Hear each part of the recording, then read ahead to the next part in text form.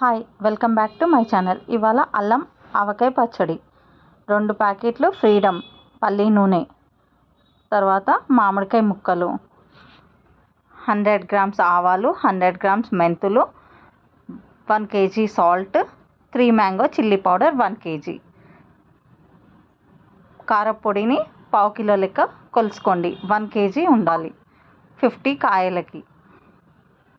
దాని తర్వాత కిలో ఉప్పు కూడా గడ్డలు లేకుండా పచ్చడి ఉప్పు ఒకసారి చూసుకోండి. తర్వాత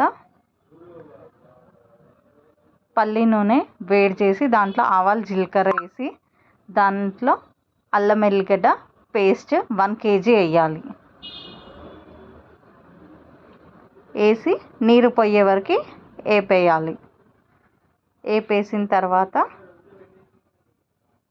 దాన్ని చల్లగా అయ్యే వరకు ఉంచేసిన తర్వాత ఉప్పు కారం కలిపిన తర్వాత దాంట్లో 1 స్పూన్ పసుపు, ఆవ పొడి 100 గ్రామ్స్, మెంతు పొడి 100 గ్రామ్స్ వేసి దాన్ని కలిపేయాలి.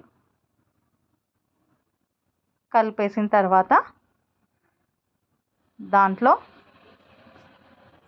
మామిడికాయ ముక్కలని ఆ ఉప్పు కారంకి పట్టించేయాలి.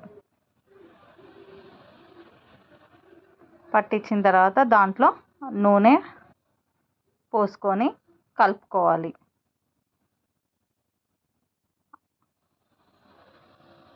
నూనెని కలిపేసి ఒక 3 days వరకు అట్లనే పెట్టేయాలి. దాంట్లో ఎల్లుల్లిపాయ కూడా వేసేసి కలపాలి.